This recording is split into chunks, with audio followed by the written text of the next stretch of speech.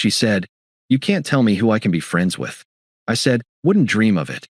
I just quietly accepted the transfer she told me to decline, blocked her number, and let her find out from my moving to London post. Hey viewers, before we move on to the video, please make sure to subscribe to the channel and hit the like button if you want to see more stories like this. Thanks. I guess I should start at the beginning, right? My name's Alex, mid-30s, software developer for a decent tech firm. Nothing flashy, but steady work that pays the bills and lets me tinker with side projects on weekends. I've always been the reliable type. You know, the guy who shows up on time, remembers anniversaries, and actually listens when you talk about your day. That's how I met Emma 5 years ago. We were at a mutual friend's barbecue in this mid-sized city up north. Think rainy skies and decent pubs. She was a graphic designer, full of energy, always chasing the next creative high. I fell hard. She said I grounded her, made her feel safe in a world that felt chaotic. For the first couple of years, it was great. We moved in together after 18 months, got a cozy flat with a view of the canal. I supported her through everything. Her freelance gigs drying up during the pandemic, helping her build her portfolio, even covering rent when she was between jobs. I turned down a promotion once because it involved more travel, and she didn't want the distance. "We need to build this together," she'd say, and I'd nod, thinking, yeah, that's what commitment looks like. But cracks started showing around year 3.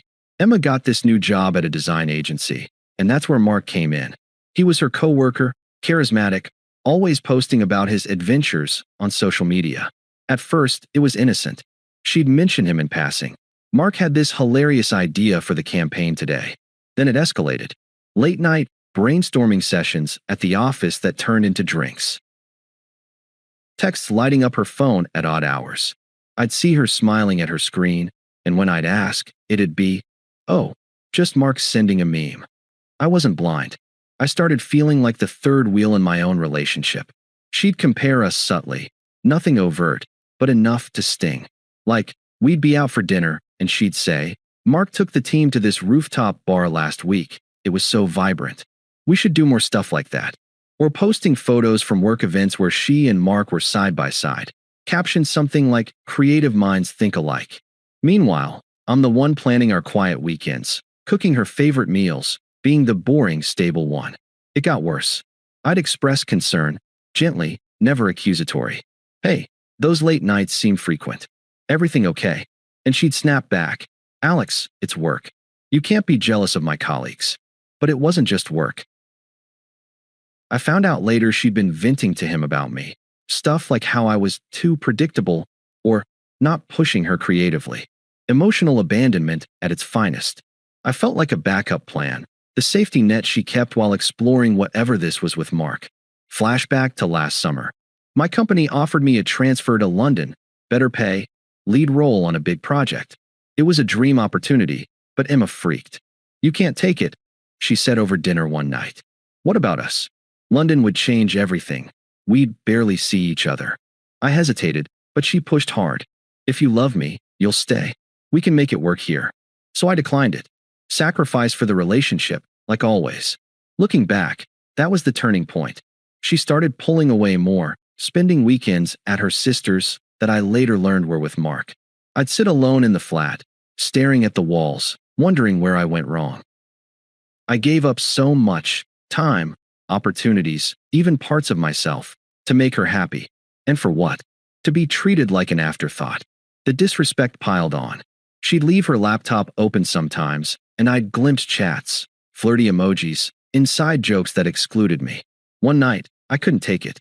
I said, "Emma, this friendship with Mark feels off. It's hurting us." Her response? Eyes rolling. "You're overreacting. It's platonic."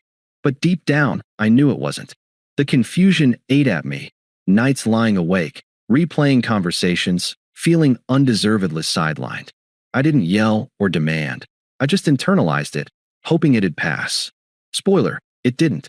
Things hit a boiling point about 6 months ago. I'd been suspicious for weeks. Emma coming home smelling like cologne that wasn't mine, her phone glued to her hand, notifications silenced around me. Then one evening, I borrowed her tablet to check a recipe, and boom, open chat with Mark. Not just flirty, full-on emotional affair, at minimum. Messages like, Can't wait to escape this weekend, and Alex doesn't get it like you do. There were hints of physical stuff too, references to last night's kiss that made my stomach drop. I didn't explode. I waited until she got home, sat her down on the couch, and laid it out calmly. Emma, I saw the messages. What's going on with Mark? She didn't even deny it at first. Just crossed her arms, that smug look creeping in. So you snooped? That's mature, Alex. I wasn't snooping. It was open. But that's not the point. This looks like more than friendship. She leaned back, sighing dramatically. Fine. Mark and we've gotten close. He's been there for me when you've been distant. Distant? I've been right here, supporting you. Yeah, but emotionally? You don't challenge me. Mark does. He pushes me to be better, creatively. With you, it's just comfortable. Boring, even. Her words hit like a gut punch, but I kept my cool. So you're saying you've been cheating? It's not cheating if it's just emotional. And anyway, you can't tell me who I can be friends with. I'm my own person. Emotional? Those messages say otherwise. She waved it off. Whatever. A kiss or two doesn't mean anything. It's not like we're married. I need space to figure things out. Figure things out? While living here on my dime. Her eyes narrowed, that dismissive tone kicking in. Oh, please. You've always been the provider type. But Mark? He's ambitious.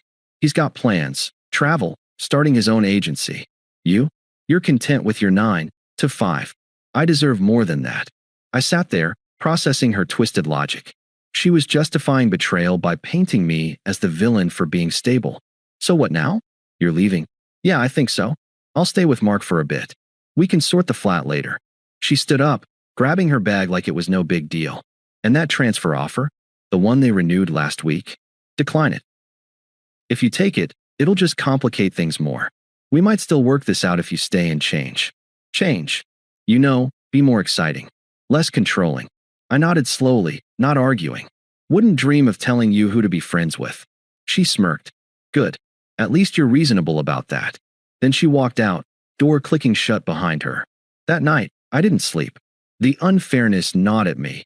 Years of loyalty, sacrifices like turning down that first transfer, all tossed aside.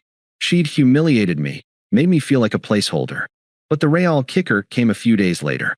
She called, must have been from Mark's place. Alex? Just checking in. You okay? I'm fine. Good. Listen, I was thinking, maybe this is for the best. You'll find someone who appreciates your simplicity. Simplicity? Yeah. Not everyone wants adventure. But me? I do. Mark gets that. He took me to this underground art show last night. Mind-blowing. You'd hate it. Right? And don't worry about the rent. I'll Venmo my share eventually. Oh, and block my number if you want. But let's keep it civil for mutual friends. Her voice was so casual, like she was discussing weather. The hypocrisy burned. She'd used my stability while chasing thrills, and now twisted it to make me the problem. Anything else? Nope. Just don't do anything stupid like taking that London job out of spite. It'd make you look petty. I hung up without responding. The silence after was deafening. I paced the flat, replaying her excuses. It's not cheating. You don't challenge me. I deserve more. It felt outrageous, undeserved. I'd been loyal to a fault, and this was the thanks? Confusion swirled. Had I really been that blind? But amid the hurt, a quiet resolve started forming. I wouldn't beg or confront. I'd just detach. Days blurred into a haze. I went to work on autopilot, ignoring texts from mutual friends asking what happened. Emma posted subtly online, a vague story about new beginnings with a photo of her and Mark at some cafe. It stung, seeing her publicly move on while I licked my wounds. I sat with the betrayal, the emotional abandonment, letting it breathe. No rash decisions. Just processing the silence, the unfairness of it all. The next morning after that call, I made my move. No drama, no announcements. I emailed HR at work, reconsidering the London transfer. Available immediately. They jumped on it. Within days, it was approved. Better salary, central office, the works. I started packing quietly, sorting through our stuff. Her things went into boxes in the spare room, mine into suitcases. I didn't tell a soul. Not mutual friends, not family. Just handled the logistics. Notified the landlord I'd sublet or break the lease if needed. Transferred utilities to my name temporarily. Then, The big one, I blocked her number. Socials too. Clean cut. No farewell message. No good luck. Just gone. Internally, it was a whirlwind. Part of me ached. The flat felt empty without her laugh, even if it had been rare lately. Flashbacks hit. Cooking together, lazy Sundays, the promises we'd made. But the confusion was fading, replaced by clarity. She's shown her true colors, I thought. Why chase someone who sees you as a stepping stone? I focused on the positives. The transfer meant new challenges, a fresh start in a vibrant city. I hit the gym more, reconnected with old hobbies like coding personal apps. It was self-care, not revenge. A week later, everything was set. I loaded the car, drove to London, and settled into a temporary service department. That first night, staring at the Thames from my window, it hit me. Freedom. No more walking on eggshells, no more feeling like a backup. To let the world know, subtly, I posted on my socials, excited for new adventures in London, grateful for the opportunity. Neutral, positive, no mention of her. But I knew she'd see it eventually, through mutuals or whatever. And she did. The emotional weight lifted gradually. I'd sit in cafes, people watching, reflecting on the unfairness without bitterness. I deserved better, became my mantra. No outbursts, no drunken texts, just dignified silence. The arc was rising. I was building something for me now. Fast forward a couple of months. I'd been in London for about 8 weeks, settling into the new role. The city was a whirlwind, buzzing streets, endless coffee spots, and work that actually challenged me. I'd made a few mates at the office, started exploring museums on weekends. Life was good. Quiet but good. No more second-guessing myself every day. That's when the whispers started trickling in. Mutual friends, the ones who hadn't picked sides yet, began messaging me. At first, vague stuff like, "Heard about Emma?" I'd respond neutrally, not prying. But piece by piece, the picture formed. Turns out, Mark wasn't the dreamboat she'd painted. He was a mess, unstable job history, hopping from agency to agency, racking up debts from his adventurous lifestyle. And abusive? Verbally, at least. Friends said he'd belittle her in front of others, mocking her designs as amateur while using her connections to land gigs. It escalated quick. They'd moved in together officially after she left me, but it imploded. Mark cheated multiple times, apparently. One fling was with a client, which got back to her boss. Emma's reputation at the agency tanked. She got sidelined on projects, then let go due to restructuring. Without a steady income, she couldn't cover her half of their fancy loft rental. Mark bailed, ghosting her with half her stuff still there. Left her high and dry, evicted notice in hand. The irony hit hard. She ditched me for excitement, calling my stability boring. Now that excitement bit her back, hard. She ended up crashing on her sister's couch, scrambling for freelance work that barely paid. Mutual friends stopped defending her once the truth spread. We saw the posts. One texted me. Mark's true colors came out. Her online presence shifted too, from smug, new chapter vibes to radio silence, then desperate job-seeking pleas. I didn't gloat. Honestly, I barely thought about it at first. But as the details piled up, a sense of justice settled in. Karma wasn't some dramatic explosion. It was slow, relentless, like watching a house of cards topple. She discarded me like yesterday's news, humiliated me with those comparisons. Now she was isolated, broke, and irrelevant in her own circle. Friends who'd enabled her started distancing. She's changed, they'd say, but I knew better. It was the consequences catching up. The emotional weight of it all lingered for me too. I'd sit in my new flat, overlooking the city lights, reflecting on how far I'd come. The betrayals still echoed sometimes, those nights of confusion, feeling like I'd failed. But the silence I'd chosen? It protected me. Let her unravel on her own terms. It didn't take long for her to reach out. First sign was about a month into my London life. An email, since I'd blocked her everywhere else. "Hey Alex, hope you're well. Can we talk? Miss our chats." I ignored it. Then texts from unknown numbers. Burner apps, probably. "It's Emma. Please unblock me. I made a mistake." The attempts ramped up. Voicemails next. "Alex, pick up. Things with Mark didn't work out. He was awful. I see that now." Desperate, but still vague. Then her friends got involved. Toxic bunch, always backing her plays. One messaged, "Dude, give Emma a break." She's going through hell. At least hear her out. Unpleasant. Pushy, like I owed her something. Her family piled on too. Her sister called from a withheld number. Alex, this is ridiculous. Emma's sorry. You two had something real. Don't be stubborn. The entitlement dripped. No acknowledgement of the betrayal, just demands. I blocked them all, one by one. The real escalation hit via a long email chain. She'd created a new account to bypass blocks. Alex, I know you're in London now. Saw your post. Congrats, I guess. But seriously, we need to talk. Mark turned out to be a nightmare. He yelled at me over nothing, cheated with some intern. I lost my job because of him. Now I'm crashing at my sister's, scraping by on gigs that pay peanuts. Rent's due and I could use some help. Remember how you always had my back? I was wrong to leave. You were the stable one. Please, call me. I read it, felt nothing but detachment. No sympathy stirring. But she didn't stop. Days later, another. Why are you ignoring me? This isn't you. We had 5 years. Doesn't that mean anything? I admit it, I was smug. I thought Mark was better, but he used me. Dumped me like trash. I'm alone now, Alex. Friends are ghosting me too. Come on, let's meet halfway. I'll come to London if needed. The desperation peaked with anger. A voicemail from her. Fine, be that way. You're heartless, you know that? After everything, you just vanish?